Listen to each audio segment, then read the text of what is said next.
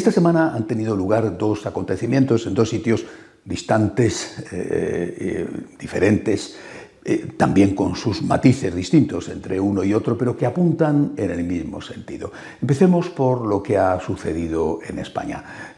Ha tenido lugar una huelga general con un seguimiento minoritario pero muy importante, y una manifestación realmente importante en muchas ciudades españolas, sobre todo en Madrid, con motivo del Día Internacional de la Mujer Trabajadora, reivindicando la igualdad de la mujer con el hombre, por ejemplo, a la hora de cobrar el salario o a la hora de acceder a puestos de responsabilidad.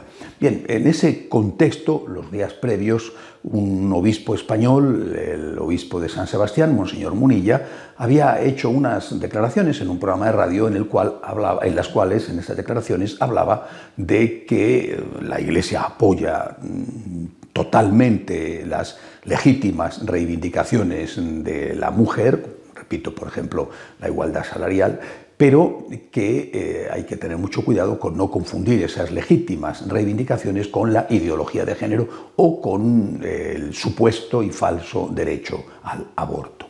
Es decir, mujer sí, defensa de la mujer sí, ideología de género o aborto no. Bien, ante estas declaraciones de Monseñor Munilla, el líder de los socialistas españoles, Pedro Sánchez, intervino con un artículo en un periódico que fue realmente furibundo, descalificando totalmente al obispo y diciendo, para mayor sorpresa, me imagino que de propios y extraños, que el obispo no se había enterado.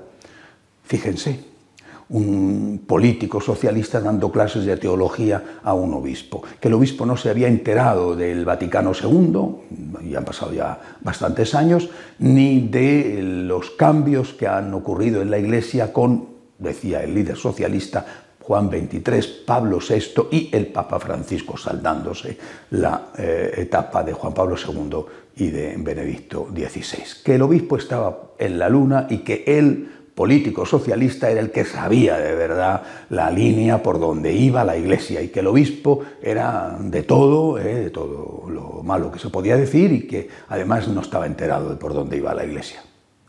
Es muy significativo que esto suceda, porque primero representa un ataque a la libertad de expresión de un obispo.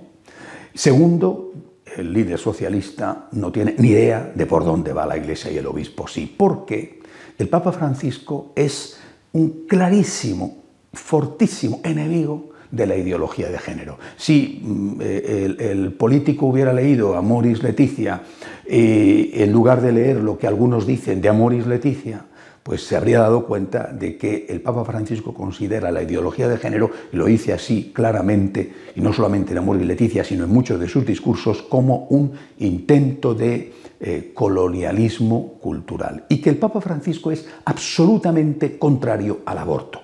Repito, absolutamente contrario al aborto, y no solamente en Amoris Laetitia, que viene completamente rechazado, sino en muchísimas de sus declaraciones. Pero como en este caso, por desgracia, como en otros, hay una imagen falsa del Papa Francisco, y que los que se presentan como sus amigos y defensores, en este caso un político socialista, son sus peores enemigos, bueno, pues resulta que este político socialista arroja una piedra a la cara de un obispo, y esa piedra se llama Papa Francisco, para hacer daño a ese obispo, porque ese obispo se ha atrevido a decir lo que no es más que la doctrina de la Iglesia, pasada, presente y futura, no a la ideología de género, no al aborto. Y esto, el primero que defiende ese no a estas cosas es el Papa Francisco. Es una muestra de la confusión que estamos viviendo, y es una muestra del intento manipulador de recortar la libertad de expresión de la Iglesia.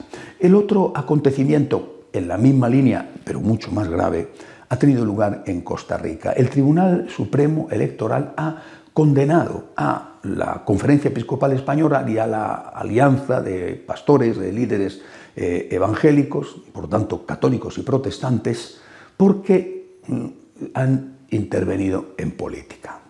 Eso dice el Tribunal Supremo Electoral de Costa Rica, que han intervenido en política. Bueno, pero ¿qué es lo que han hecho los católicos y los protestantes? Pues que en la campaña electoral sacaron un manifiesto a sus respectivos feligreses, unos a los católicos y otros a las diferentes comunidades protestantes, diciendo que con el voto unos y otros tenían que defender la vida y tenían que defender la auténtica igualdad de la mujer, es decir, tenían que oponerse al aborto y oponerse a la implantación de la ideología de género y del matrimonio homosexual. Esto es lo que han dicho los líderes católicos y protestantes en Costa Rica, es decir, no han hecho más que expresar sus convicciones dirigidas a sus feligreses. Decir a los propios feligreses que defiendan con su voto la vida, por ejemplo, ha sido considerado por el Tribunal Supremo Electoral de Costa Rica como una intromisión en política y les han condenado. No sé si cabrá recurso, no sé si habrá una sentencia superior a este Tribunal Supremo Electoral, porque ignoro cómo son las cosas en Costa Rica. En España, por ejemplo, sí que habría un recurso ante el Tribunal Constitucional. En cualquier caso, el asunto es gravísimo. Es decir, si un obispo o un pastor protestante le dice a sus feligreses: oiga, nuestra enseñanza, que no será la enseñanza de otras comunidades religiosas o no será la enseñanza de los ateos, de acuerdo, pero nuestra enseñanza establece que el aborto está mal. Nuestra enseñanza, que yo le recuerdo a usted porque usted es un feligrés mío, después usted va a hacer lo que quiera a la hora de votar, según su conciencia, y también según su conciencia tendrá que dar cuentas a Dios, pero nuestra enseñanza dice que no se puede apoyar a un partido abortista.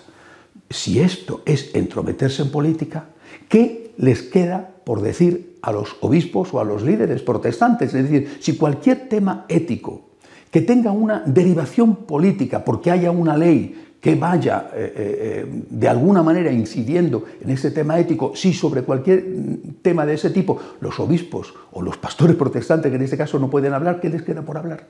Les queda por hablar solo de liturgia, porque lo mismo que se puede decir en este caso de defensa de la vida, se podría decir, por ejemplo, si se condena el terrorismo o no.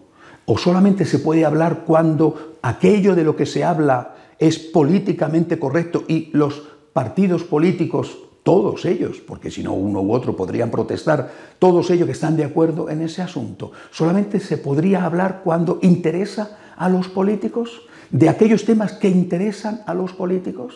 Y si hay algo que choca contra lo que uno u otro político opina, entonces la Iglesia no puede decir nada, no puede defender la vida, no puede defender a la mujer, no puede defender la familia, porque si lo haces te están metiendo en política. Este es un problema realmente grave. Más allá de que la Iglesia habla a favor de la defensa de la vida, está la cuestión de si la Iglesia puede o no puede hablar. Repito, y no solamente es una cuestión de los católicos, sino que en este caso han sido condenados también los protestantes. ¿No podemos hablar?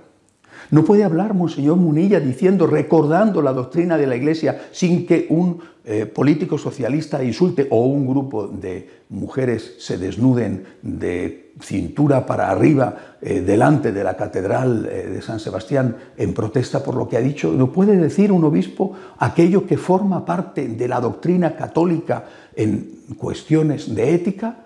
En lo que está en juego, y es algo muy grave, es la defensa de la libertad de la Iglesia y en el fondo de la sociedad.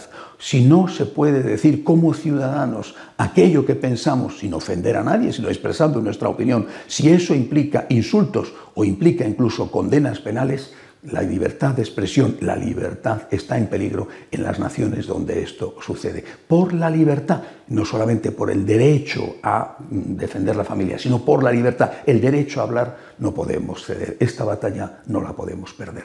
Seamos valientes a la hora de defender a aquellos que están siendo atacados simplemente porque ellos defienden la libertad de la Iglesia. Hasta la semana que viene, si Dios quiere.